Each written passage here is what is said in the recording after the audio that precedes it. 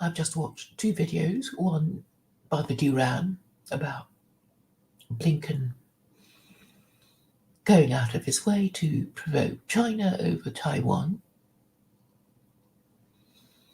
and the video of the Japanese man who injured 17 people on the Tokyo Underground.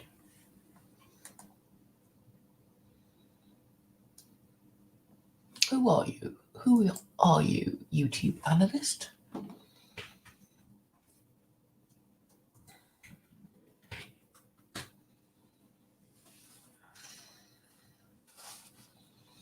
Have I seen you before?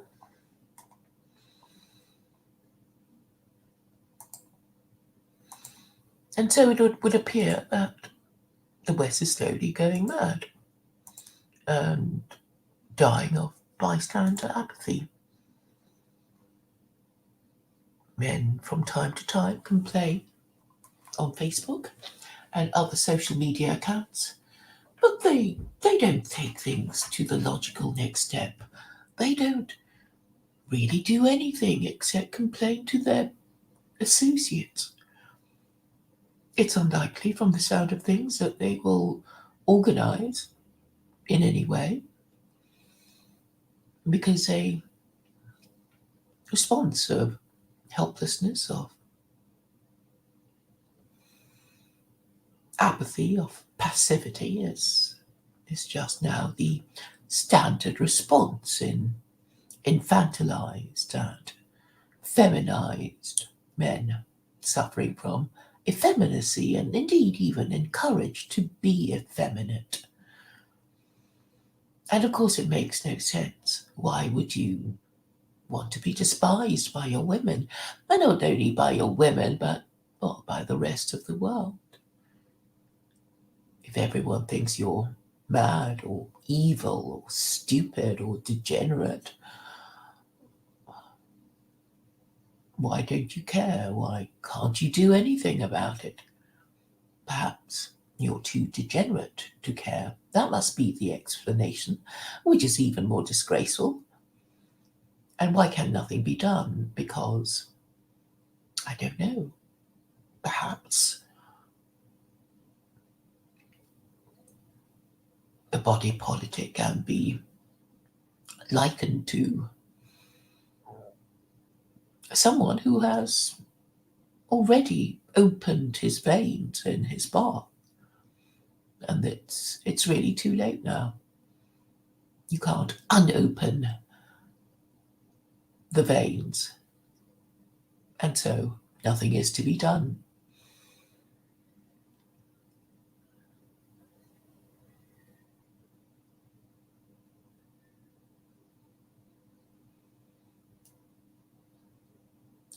The title is How a Society Without Male Role Models is going to survive. And we're saying it probably won't.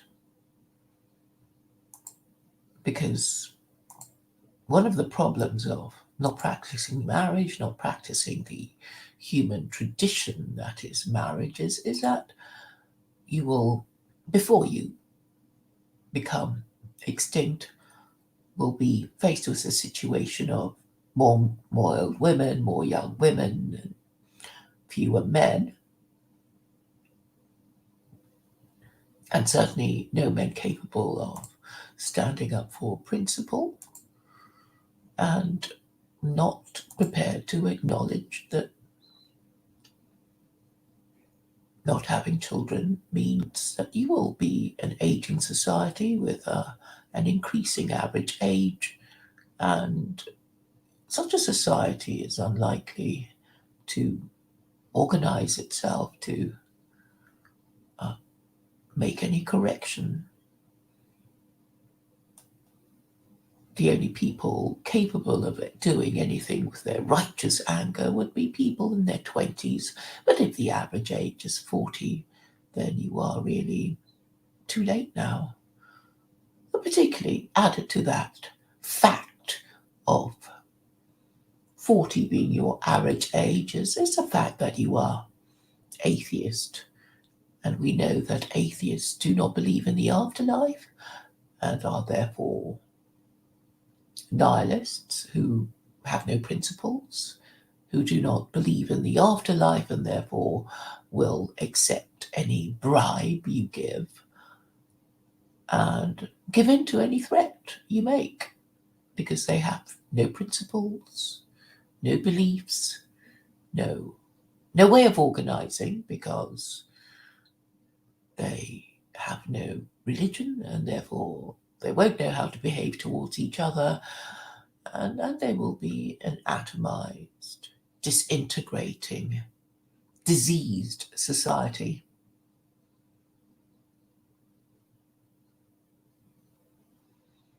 And when you offer them the solution, they do not care for it. They want some magic bullet solution, something that will mean things will be corrected without them having to lift a finger. They would just want a button, A or B, or range of buttons, and of course they'll choose the one that they like best, which actually won't solve the problem. So basically, a matriarchy is a society in which nothing is fit for purpose. You still have, the traces of an advanced civilization in place, the usual signs saying you have a advanced telecommunication system, an advanced road network, an advanced legal system, and all these trappings of high civilization, but which are, in fact, slowly rotting away from the inside. I think I've made myself pretty clear. I think I've made a good attempt at describing the problem and proposing the solution. But nobody's interested. They prefer to conflate what is likely to succeed with what is, in theory, viable. So the difference would be that we can only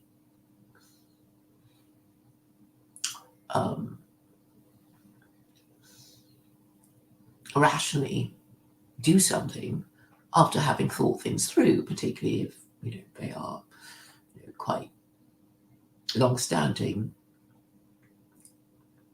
systemic problems. So you work things out and then you say, well, this is a problem, and because this is a problem, that is the way to solve it.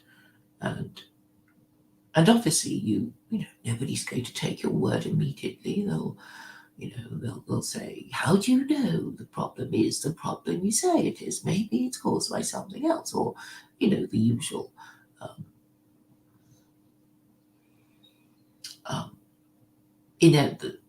the inevitable questions if you are dealing with somebody rational and interested in the subject. They would be asking the predictable questions that somebody of intelligence and education and who is concerned about the problem would naturally ask. But I don't get that at all.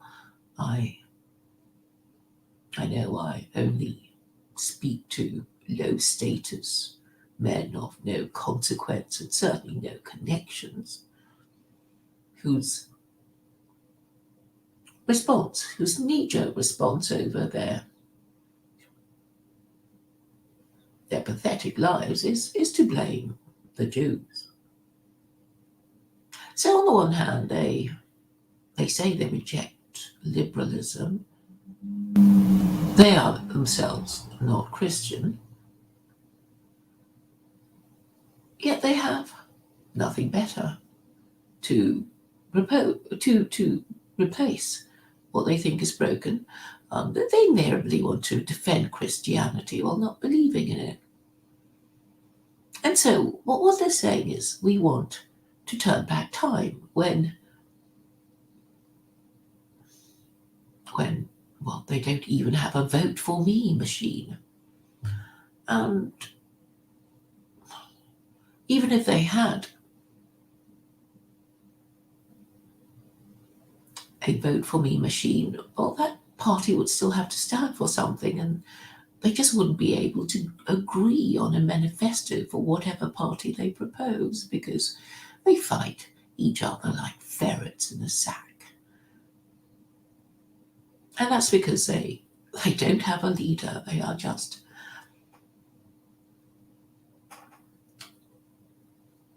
battery hens fighting each other, pecking at each other in their battery farm, to, I guess, protest at the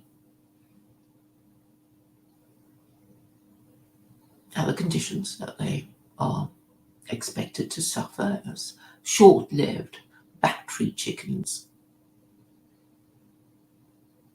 You see, if we had a proper moral system that is functioning, then things would happen. The problem wouldn't have arisen, and if it had, it would have been solved a long time ago, and you wouldn't need me to tell you what's wrong with you, because you would just have solved it, and all the obvious things that you would have thought about to do, you would have done, but instead you deny there is a problem, or that it's anything to do with liberalism, which you reject anyway. But so I'm talking to moral zombies who think, what do they think? It's hard to tell. They think things should be going well, but for the Jews.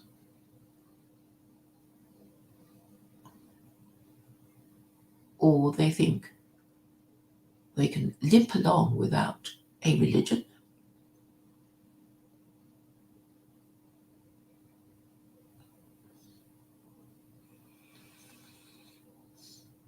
But what is certain is that they're not able to discuss it in a rational way.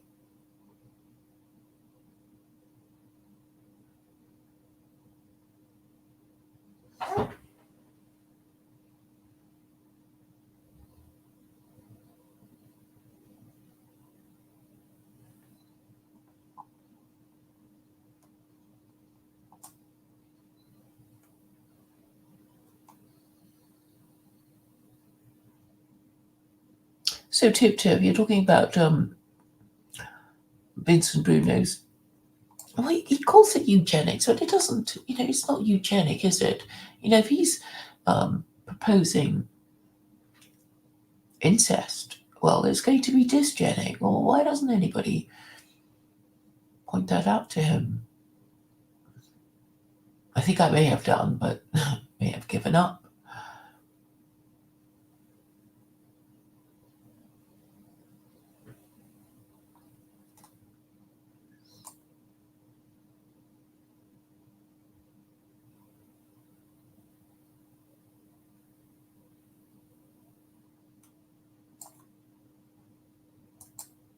Yes, I am mainly talking to losers and larpers who have thought their thoughts for many decades of their rather sad lives, who haven't got children and don't want any, haven't got a wife and don't want one, and are very comfortable blaming Jews for their problems. They are men who I think have an inkling that liberalism isn't working as it should, but they're okay with liberal Gentiles, but a liberal Jew would trigger them because, well, they don't like Jews. They don't like liberals, but if you're liberal plus being Jewish, then they'll hate you all the more, and they won't be able to settle down into thinking, well, if liberalism as a problem, then obviously liberal Gentiles and liberal Jews would be a problem. But they wouldn't be, capable of rational analysis. They will only be able to concentrate on the people that they hate. Because they cannot somehow look at a problem impartially. They just want to, give the people that they've always hated, a shove, a smack, a slap for being the people that they hate. They're not able to examine the problem dispassionately. And despite all the, hate speech rules that they know they must negotiate, they remain stubbornly incapable of understanding how to pick their way through this linguistic minefield, and they always come a cropper. They always get themselves kicked off or saying things they shouldn't say on social media because they are, well, degenerate, they're stupid, they can't help themselves, they can't stop themselves from saying the things they want to say, which is to be to be rude about the people they've always hated for being members of minorities. What do you expect from low status, low information, low education people? So, what is at issue here is not that such people exist in any society, but that so many of them do, and nobody cares about them. Surely there must have been a time when people would care about these people and would try to solve their problems, but only if they had representatives above them who would care for them and look after their interests. But nobody does, because they are in fact useless, because they only claim welfare. They're on some kind of extended sick leave or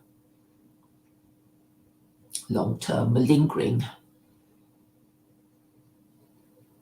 and because they have no purpose, they will inevitably be ignored, and their corrupt leaders will not be telling them the truth about why it is that no one wants them and no one cares for them, because they are in fact useless eaters who will never amount to anything, and easily dismissed because they can't help saying the usual things about what they've always wanted to say about blacks and Jews and browns and Muslims, and repeat again and again the usual anti-Semitic, racist, Islamophobic tropes that will instantly give them away the moment they open their mouths.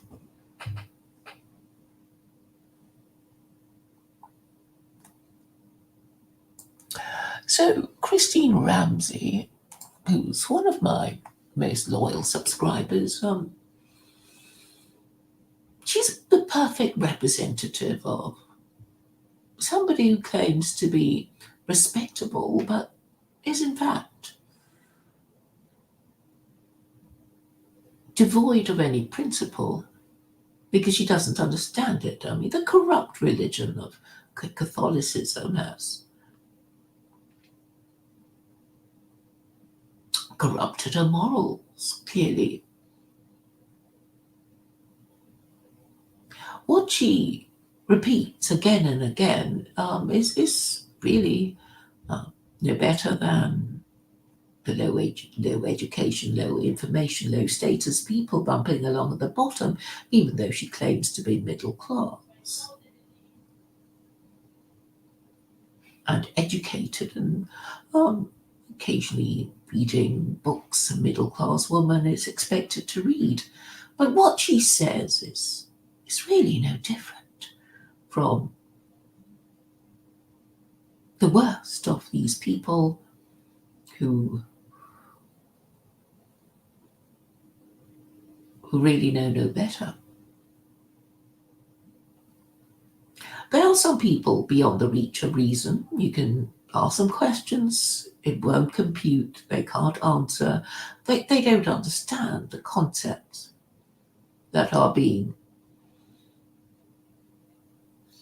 that come to be decided. So you will get the same standard response.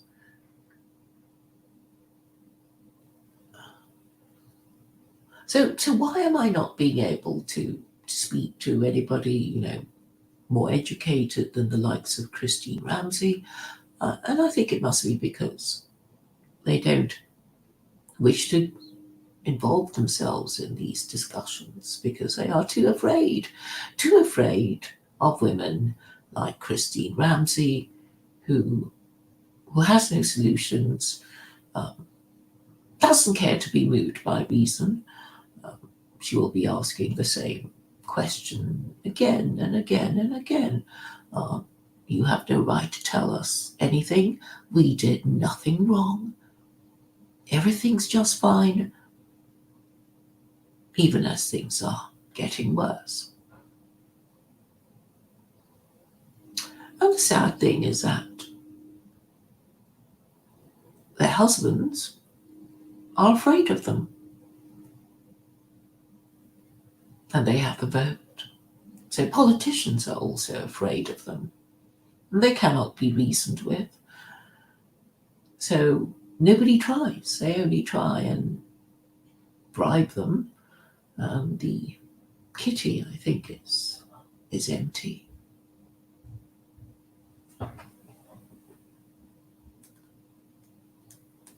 Such people are petty and spiteful and irrelevant.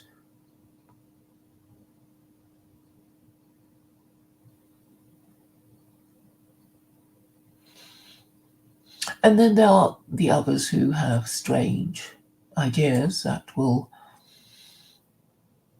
never be put into practice. But why do they have strange ideas? Why does Vincent want to promote more cheap sex and claim it to be eugenic? I'll try and remember the reason. He was saying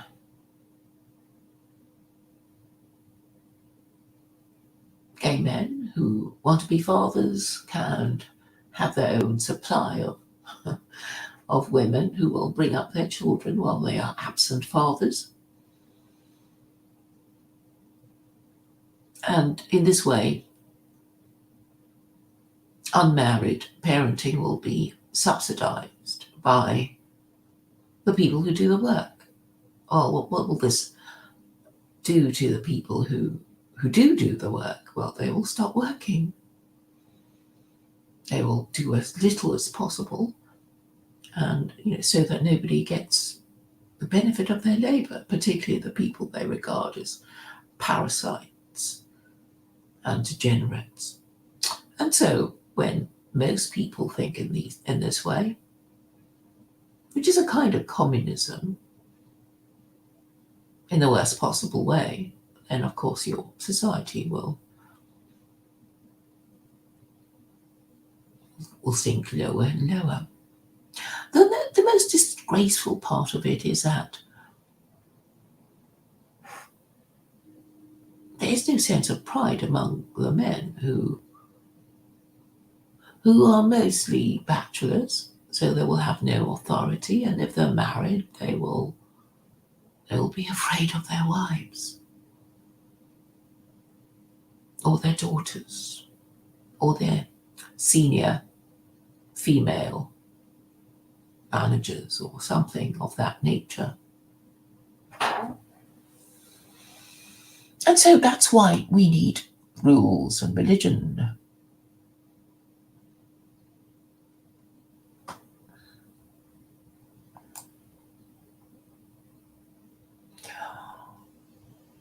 I don't suppose there's anything much to worry about with Vincent's proposals, but the fact that he is proposing ever more bizarre ideas is just an indication that if unrestrained, people will tend towards, well, moving to the edge of the cliff.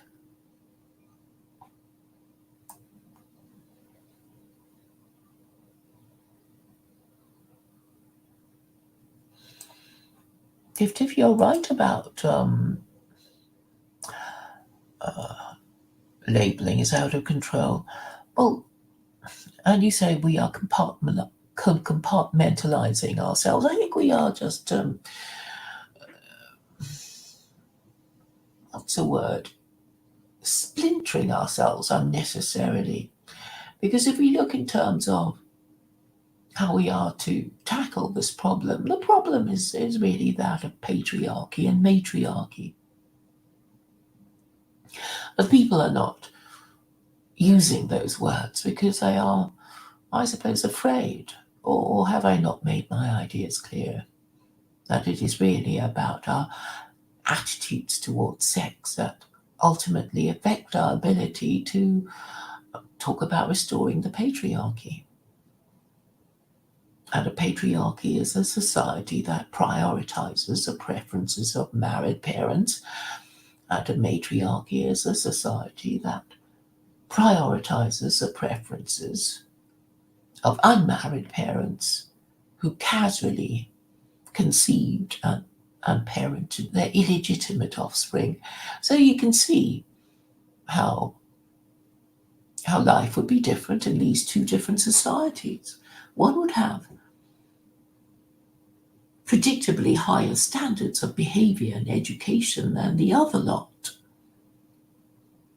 And curiously, Christine Ramsey, a Catholic married mother, prefers to be a matriarchy. But then most of the time she makes no sense. She can only parrot what she's always parroted as a liberal. And a liberal is all about believing in free love and tolerating bastards of unmarried parents.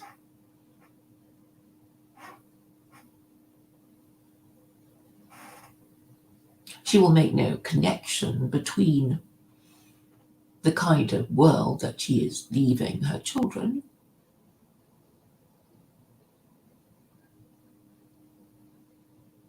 but I think her children will make the connection that she has not attempted to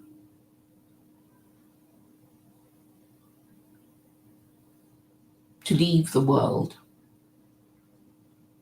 better than when she found it. She's only concerned to see that I do not get to make my point because she thinks I am lower status than her because I wasn't born in this country and I'm not Christian, but I am right in my analysis.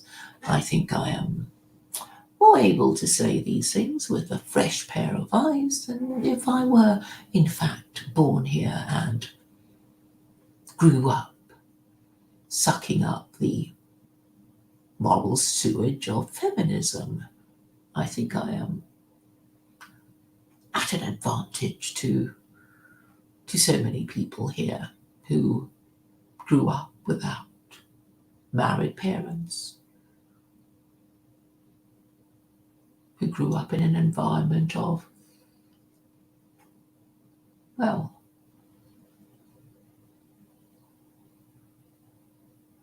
casual sex and tolerance of unmarried parents and low standards of behavior.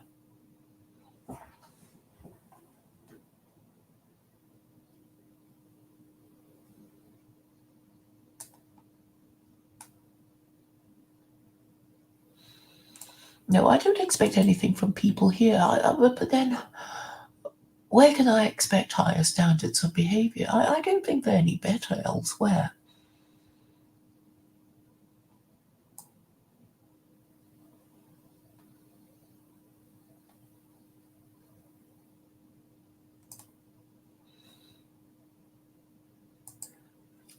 Christine Ramsey takes issue with my anti-Christian rhetoric.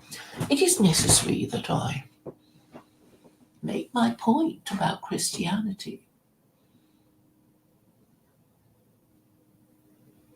which is that it is idolatry and blasphemy and kaput and cursed by God. If I say Christianity is fit for purpose, then people like Christine will continue to use it. It's like saying that food that is rotten and toxic is all right to be eaten. I'm not going to say that. I know it has failed. I know it is foul and forbidden by God, if he exists. So why haven't Christians been able to put two and two together? After 2,000 years, you would have thought that somebody would have noticed that the Ten Commandments do actually forbid idolatry. And after 2,000 years, they might have noticed that Jews did, after all, convict Jesus for blasphemy. They did, didn't they? That's a Christian narrative. And what have Christians been doing? They've been worshipping a Jew convicted of blasphemy. And they still can't join the dots. Or perhaps they refuse. They pretend not to understand.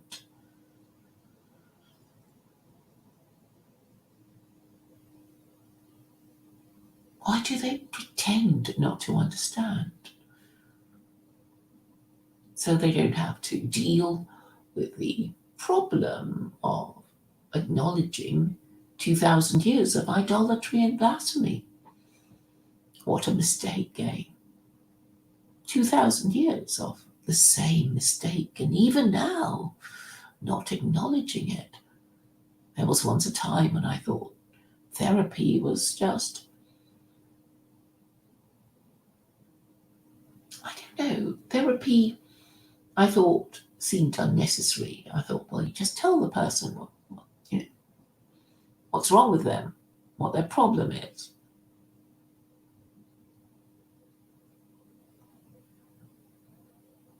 But they are none so blind as those who will not see, and none so deaf as those who will not hear.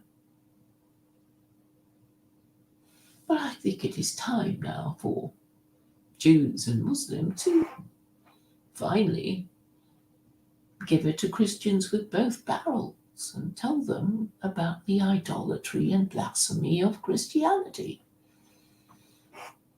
This is a problem of the West, the corruption of it and incompetence of its politicians, and in particular, the failure of Western man to address these issues. They really have turned to women without having to formally change their sex.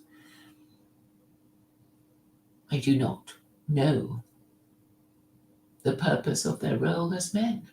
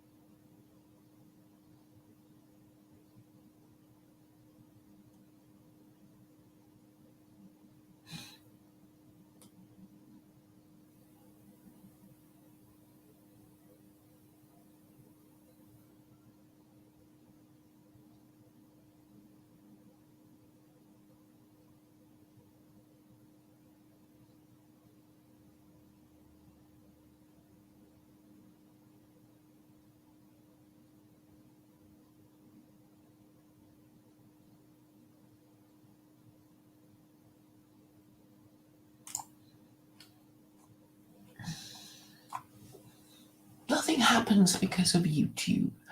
Well, YouTube is the envelope of the letter, a conveyor of the message. I don't know what you think should be a better vehicle.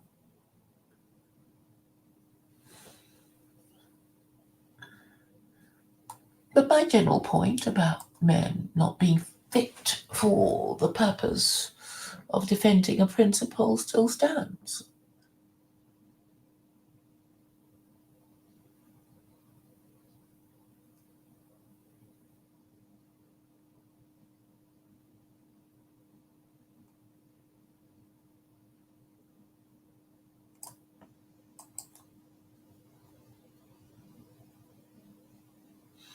Christine Ramsay seems to think that men in Parliament means that her society is a patriarchy, even after my repeated definitions of what a patriarchy is, which is a society that prioritizes the preferences of married parents. There's a certain slowness in her ability to understand oft repeated definitions. I don't know if it's deliberate or pretended, but patriarchy is impossible without the practice of marriage.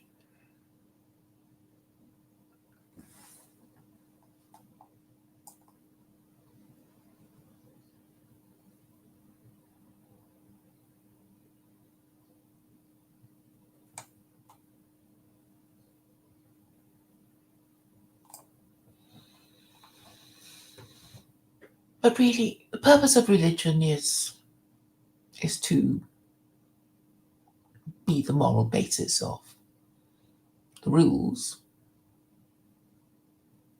of behavior, which is obviously dictated by what our laws say is allowed and not allowed. Because ultimately, force is what stops us. So therefore, the law would be backed by the force of the police.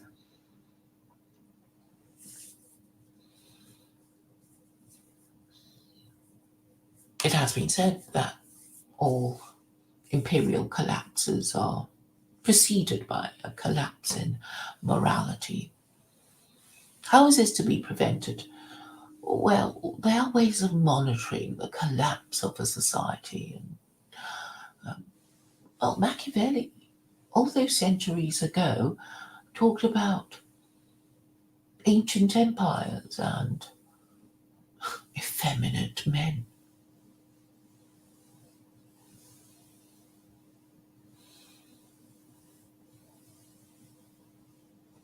A few days ago, well, last week anyway, I saw a man in a dress, in a beard. And I was thinking to myself, what low standards of transgenderism we have in our age of transgenderism. In the olden days, if a man wanted to be transgender, he would actually go through the trouble of, well, shaving anyway, trying at least to, put on a wig or walk and look like a woman. But not this man, and he was saying in this voice that sounded like a man, announcing to strangers that he's a woman. What was even more unusual was the fact that he was dusky and therefore not just a white degenerate, but Asian, Indian, something of that nature, in a white dress with flowers on it.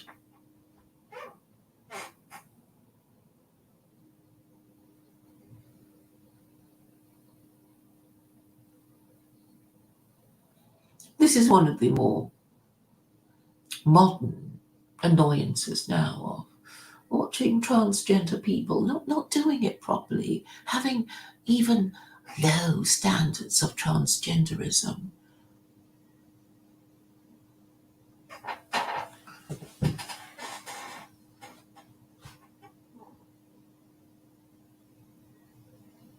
And so the problem must be the inability of men and women to settle down in their roles. They envy each other and want to be each other and then change back again. And this must be enormously confusing for those around them, as well as for them themselves. So while people think that rules are restrictive, it is, I think, still necessary that we have them in order that we stop ourselves from becoming quite so mad and degenerate. And once women make up their minds about what they want, then I think the men will follow. I don't think really that women are that oppressed. This prayer by Jews every day when they thank God that they are not women, it has endured for centuries. So this presupposes the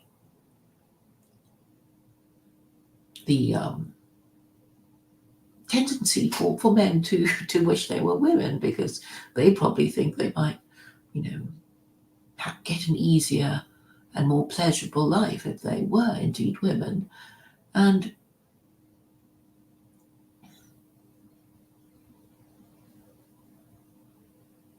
I think that the idea must be that, if men know to be men, then women will know to be women. But what this idea breaks down, then everything else in society also breaks down.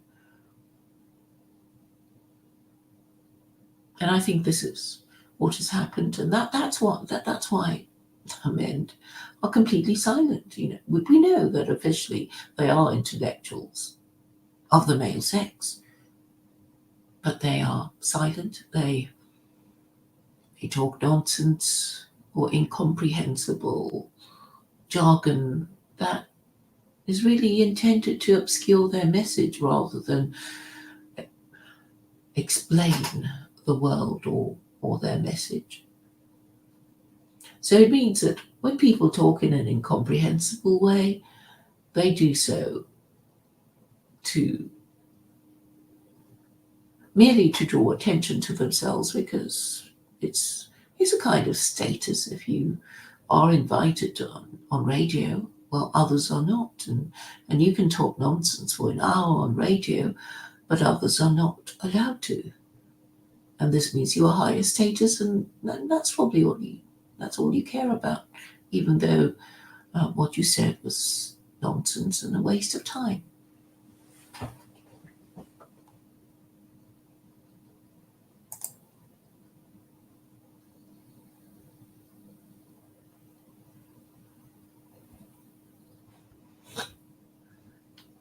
So to finish, I'm going to sum up what I thought I said, which is that we need some kind of leadership, some kind of role model, and both men and women need idea of what's expected of a man and a woman, and that means having a pair of parents as a child in the house, in the home. So you have some idea of what men and women are supposed to behave, and what to expect in a member of the opposite sex. And I think this lack of having two parents of each sex is also accelerating the desire people now, or children below the age of 18, into wanting ever crazier things, such as wanting to have hormone suppressants so their voice doesn't change or something.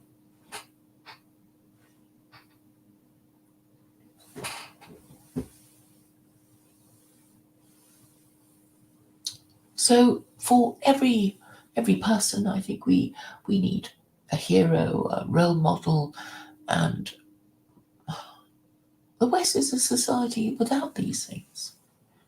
Is there anyone you think is a hero? I don't think there is anything in television culture that even suggests such a thing. Who is a hero? Some rapper, I suppose. Who is a heroine? Someone like Amy Winehouse, or some transgender person. There's nothing wholesome or normal or moral anymore. It would be so refreshing to have this again, but all we have now is degeneracy and confusion and yes, this hopelessness.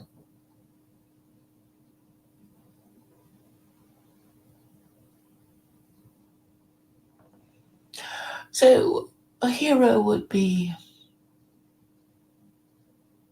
well, I think the person that was closest to being a hero, if he had succeeded, would have been Trump. Really, that's it, as far as I can tell. Is there anyone else?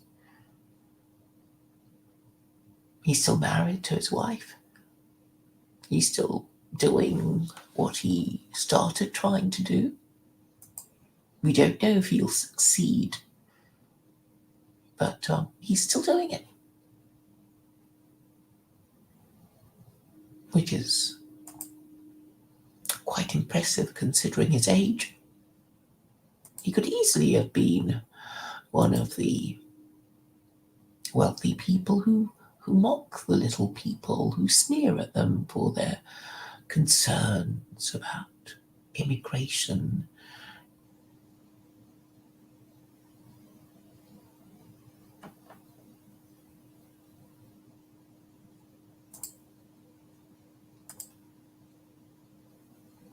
But anyway, that's really how the West is heading towards extinction, because it no longer wants to reproduce.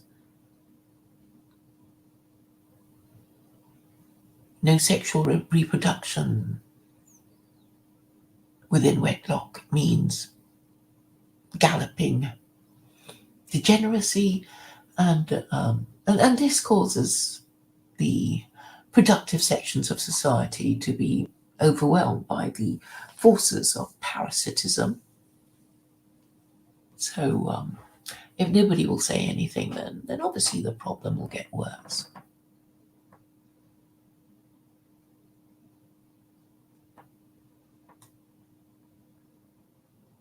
And obviously, in a properly functioning society, Vincent wouldn't be saying what he was saying. He would know not to say it. But since there is no pushback for people like him, he will keep going further and further. In fact, today he was talking about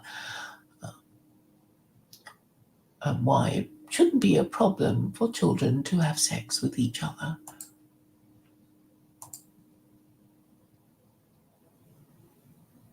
Just get them hooked on recreational sex nice and early so you can control them.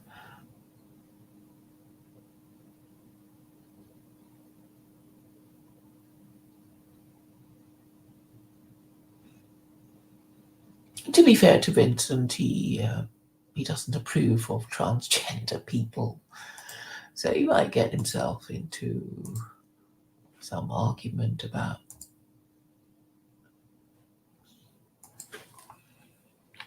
let's read.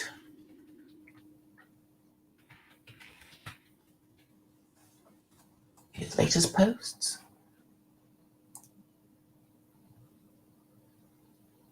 Well, he says he's going to give up Hinduism.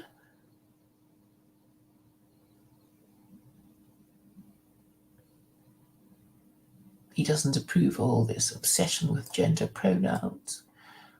So he's not all bad.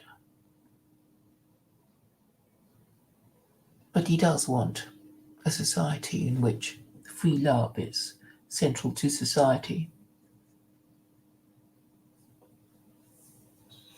This is all dystopian science fiction stuff. But if men who should be having married, if men, it is the men who should be married fathers who should be giving the pushback on this, but they are just not there. Not there, can't do it. Don't want to, too much trouble, too much risk.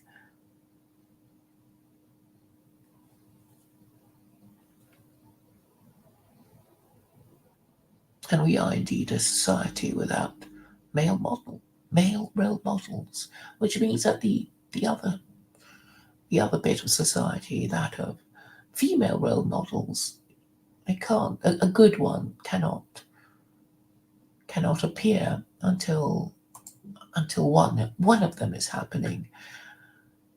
So either there is a good role model